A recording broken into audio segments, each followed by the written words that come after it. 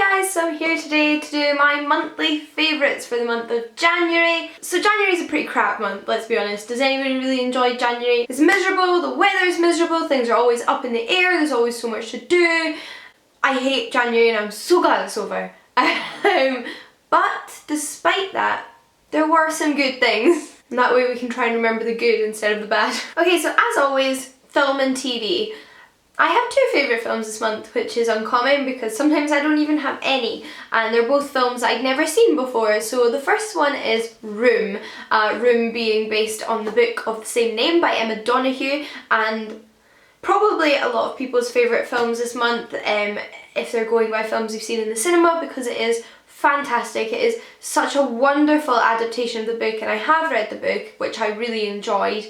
And wasn't exactly sure how it was going to translate onto screen because it's quite a dark book, but told from the perspective of a kind of small child who doesn't exactly have all of the information, or at least understand it in the way an adult would do. However, they nailed it. They honestly nailed it. I absolutely loved it. It's a wonderful film. Obviously they couldn't scene for scene recreate the book, but they did exactly what they needed to make it convert well onto screen, and I'd highly recommend you all go see it. I'd also highly recommend you all read the book. The other film that is a favourite of this month is How to Train Your Dragon, the series in fact. So How to Train Your Dragons 1 and 2. In fact, I actually think I like 2 better, but the franchise itself was something I'd never ever watched before, despite it really sounding like something I would like. I just hadn't gotten round to it. It's an animated DreamWorks film about Vikings at war with dragons, until the chief's son called, I keep wanting to call him Elbow, and his name's not Elbow, his name's Hiccup, which is equally ridiculous, but it doesn't matter, until he sees something different in dragons. I think it's one of the best recent animated films and franchises I've seen, so I'm really glad I finally got around to watching it. I also have 2 television shows I want to briefly mention to you. One is Raising Hope, which is a television series by the same creators as My Name is Earl.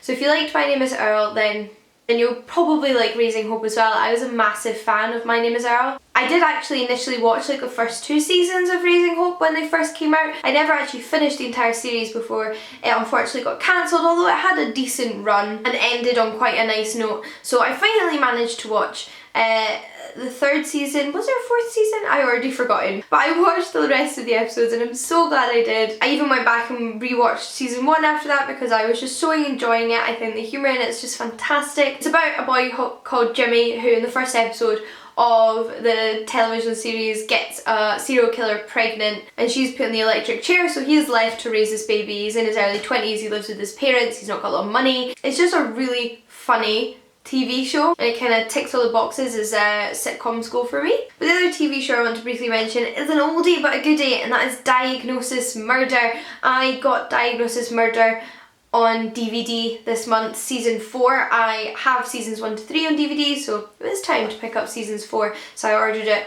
online and I'm so glad I did. I love Diagnosis Murder, it's one of my all-time favourite TV shows, perhaps only beaten by Quincy, Emmy and Xena Warrior Princess, so was so happy to get to watch season 4 on DVD again. There was episodes in there I hadn't ever seen before, because apart from seasons 1 to 3 I've only ever watched what's been on TV rather than like every single episode in a season in a row. So that was fun and I'd highly recommend checking that out. And sticking with the doubles, there's 2 favourite books. Again, I'm going to try and be really brief. The first one is New World Fairy Tales by Cassandra Parkin, which is a collection of fairy tale retellings set in the modern world and is published by Salt Publishing. Cassandra Parkin's prose are perfection. I love these stories. Honestly, one of my favourite short story collections to date.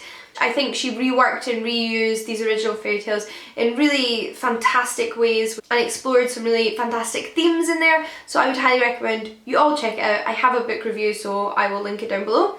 And the other book, which I haven't filmed a proper video on yet, but will be filming a review and discussion of, is Everyday Feminism by Laura Bates, and this is a non-fiction book collecting together women's testimonies of everyday sexual harassment and sexual abuse that they've suffered because they are women in society, discrimination they faced at work, at home, out in the street, at university, at school. Incredibly harrowing read. I listened to an audiobook, it had me in tears. It's obviously a very serious topic. You should be aware of that going into that. It doesn't shy away from anything, although it's not going into graphic detail of rape scenes, it's not shying away either. And I think where possible, everybody should read this, male or female. But somewhat on the entertainment side of things, but less mainstream media and smaller format, are some amazing YouTube videos I've really enjoyed this month.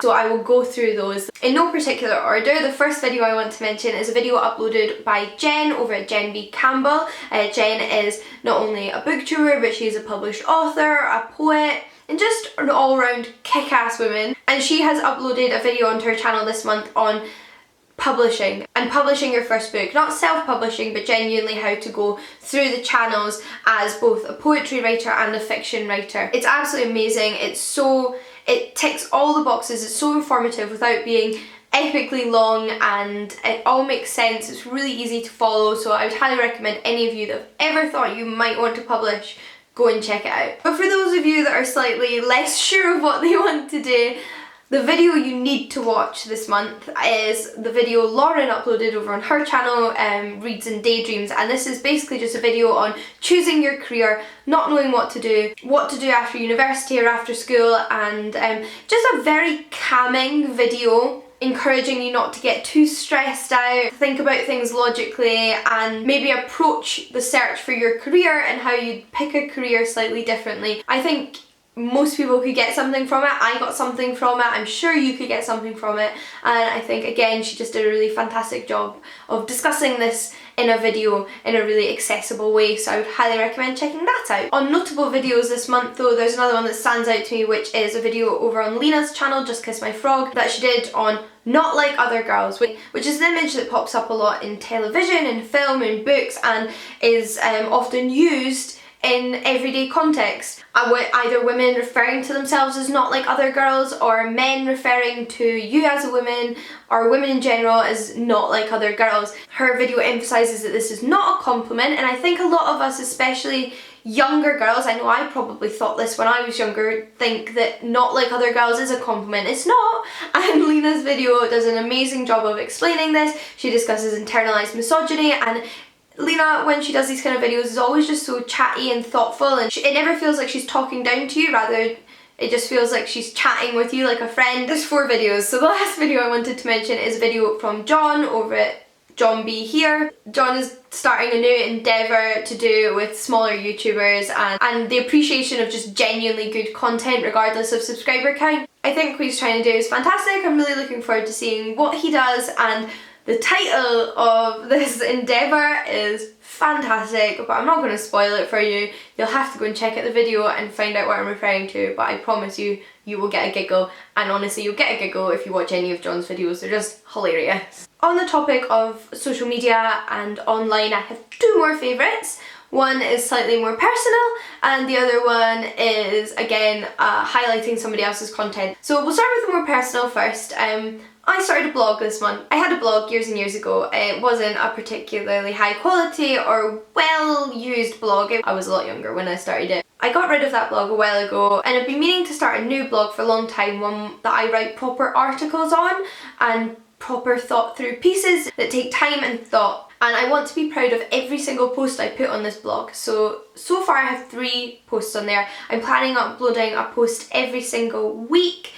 Not sure if I'll upload more than that at the moment, but so far I've uploaded one every weekend on different days of the weekend, but you can expect a blog post every weekend. On top of that, I was thinking, in the vein of these kind of favourites videos, is maybe either every week, probably more like every month, to coincide with these favourite videos, I might do a blog post on links and links to great stuff I've read or seen online. So for example, although I've mentioned some videos here, there's definitely some other videos I really enjoyed this month. There's some articles I read that I really enjoyed. There's just a variety of things online that I've enjoyed that I would love to kind of just bring together and just do a blog post of links, but obviously with a little bit about each link, why you might want to check it out. So if you would like to see that on my blog, let me know, because it's not kind of what I've been doing so far, which is more of article pieces. Obviously this is slightly more just highlighting of other content out there, so I don't know if you think that would fit in with the blog or if you'd enjoy that, so please do let me know your thoughts on that. And if you think it's a good idea, I'll upload this month's one like a day or two after this has gone live. But like I said, mainly articles on there, so I have 3 blog posts on there so far that I would love if you wanted to read. I'm really proud of what I've done so far. I hope I can produce some more content I'm proud of and that you enjoy, so please do check out the blog. The other online thing I wanted to mention was the lovely Jen, who, yes, I've already mentioned a video by, uploaded her first podcast this month. Now, so I don't actually listen to a lot of podcasts regularly. Sometimes I randomly check and listen to episodes of like little historical podcasts and kind of mainstream podcasts. There's only one podcast that I really keep up to date with regularly, which is Bookish Blether, which is run by Nicola and Holly, Nicola being Nicola over at Robotnik, and I'll link that down below as well because I really enjoy it and it is a bookish podcast, so a lot of you will probably enjoy it too. Obviously Jen is my friend, so I wanted to listen to her first podcast because it sounded really good. She interviews Claire Fuller on there, the author of Our Endless Number of Days, and her and Lena over at Just Kiss My Frog create some really fun short stories using story dice, where there's pictures on the dice that help you create a story. And generally speaking, it was just a lot of fun. There's a variety of content in the 1 hour, so I really enjoyed it, and I will definitely be listening to every podcast that Jen does in the future. Like I said, there was a lot in there for an hour. I listened to it while I was getting ready one morning and it was just super good fun, so I'd highly recommend you go and listen to it or download it. But the last thing I wanted to mention is a game.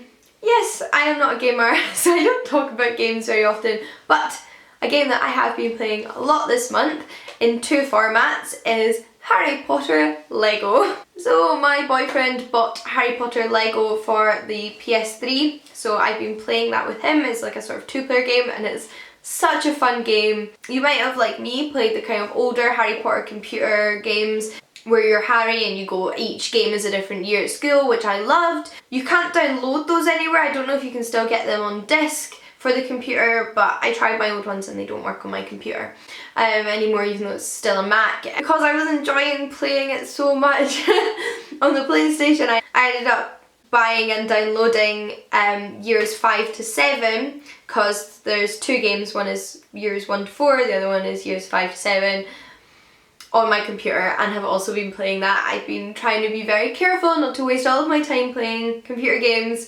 and making sure I do some work, although playing computer games is really kind of throwing me back to being kind of an early teenager again, because I used to love playing computer games and listening to audio cassette tapes when I was like pre-teen, early teen, and it's taken me back to those carefree days and I've been really enjoying it. I'd highly recommend both games, and yeah, it's just been one of my favourites this month, so I hope you enjoyed this selection of things and I'd love to hear your thoughts on anything I've mentioned. But until next time guys, happy reading. I'll see you all again soon. Bye!